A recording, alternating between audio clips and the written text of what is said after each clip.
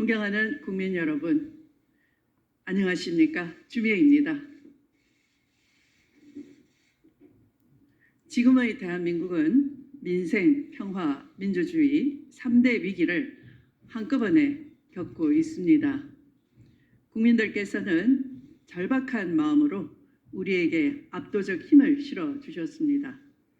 무너진 민주주의를 바로 세우고 파탄난 민생 경제와 위기에 빠진 한반도 평화를 해결하라는 존엄한 국민의 명령입니다.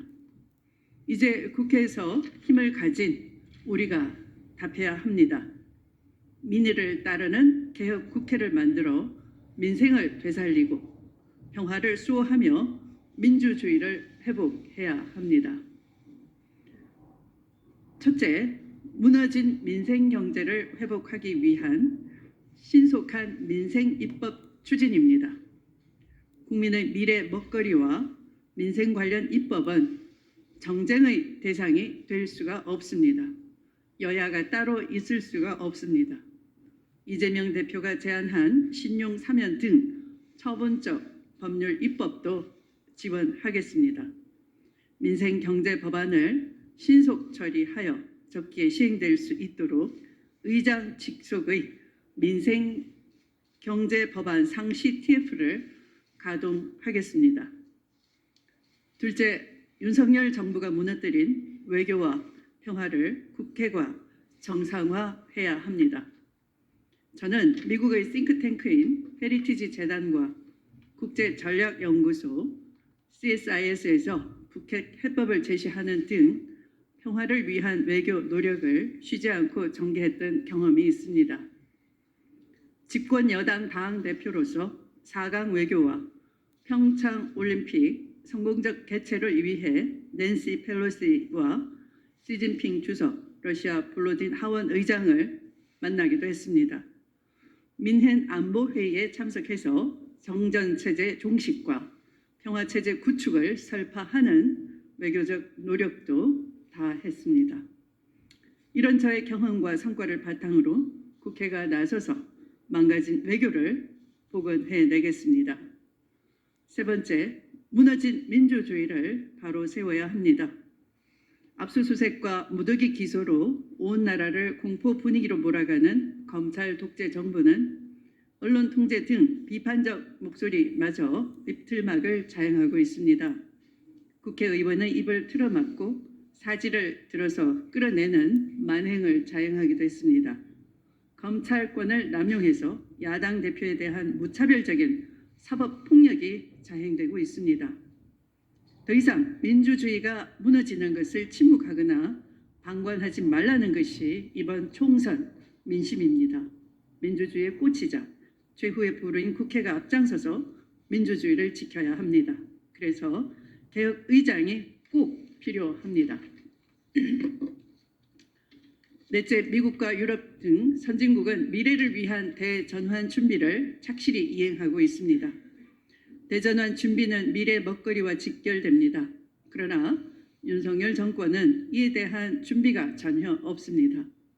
수권 정당인 더불어민주당이 실효적인 정책으로 법안을 준비하고 국회는 신속하게 이를 관철해내야 합니다. 저 주미애는 미래를 위한 대전환 입법에도 지원을 아끼지 않겠습니다. 신뢰의 정치와 책임 정치로 정치를 복원해내겠습니다. 저 주미애는 어려운 시기마다 정치적 결단을 통해 책임 정치를 실천했습니다. 제주 4.3 사건은 무고한 민간인 수만 명이 희생된 역사적 인권 문제였음에도 불구하고 이념 갈등에 사로잡혀 해결하지 못했던 국가폭력 사건이었습니다. 저는 15대 초선 의원 시절 전국을 돌며 제주 4.3 사건 진실의 결정적 증거인 수형인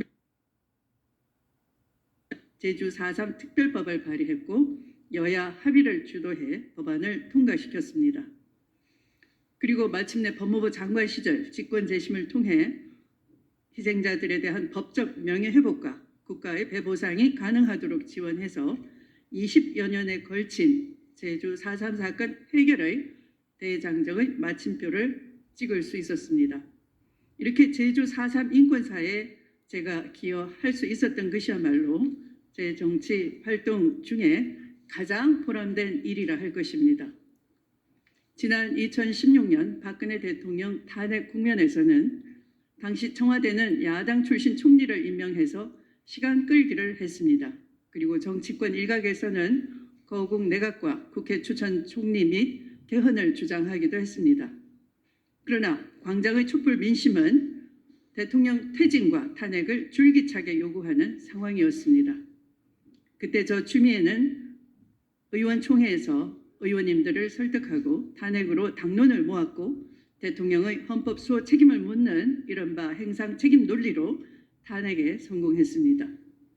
그때 정치적 결단과 저를 믿고 함께해 주신 의원님들이 아니 계셨다면 계엄령 등 국민이 위협받는 최악의 상황이 발생할 수도 있었을 것입니다. 이른바 주윤 갈등 프레임은 윤석열 검찰총장의 검찰 쿠데타 세력이 만든 것에 불과합니다. 보수 언론과 보수 진영이 윤석열 영웅 만들기에 몰두하고 있을 때 법무부 장관으로서 윤석열 총장의 본인과 가족의 관련된 비리 의혹을 끝까지 밝혀 싸우고 징계를 했던 것입니다. 1심에서 검찰총장 징계가 적법하다는 판결이 있었고 이에 추미애가 옳았다고들 합니다. 윤석열 정부 2년이 지난 지금 그 당시 문제가 됐던 채널A 검언 유착 의혹, 김건희 주가 조작, 고발 사주 의혹 등 검찰 쿠데타의 진상들이 속속 확인되고 있습니다. 대통령 윤석열의 실체를 본 국민들께서도 제가 틀리지 않았다고 생각하시리라 믿습니다. 저 추미애는 어려운 시기마다 원칙과 소신을 가지고 부당한 공격을 받더라도 국민의 인권과 사회적, 정치적 진실을 향해 싸워왔습니다. 그러한 정치적 결단으로 책임 정치를 구현해 왔습니다. 제22대 정치권과 국회의 상황도 2016년의 상황과 다르지 않을 것으로 보입니다. 국민을 위해 정치를 복원하고 민생을 위해 정치의 중심을 잡을 수 있는 민심 중심의 국회를 만들어 내겠습니다. 존경하는 국민 여러분, 저는 제22대 국회의장에 출마를 선언하며 다음과 같이 약속드립니다.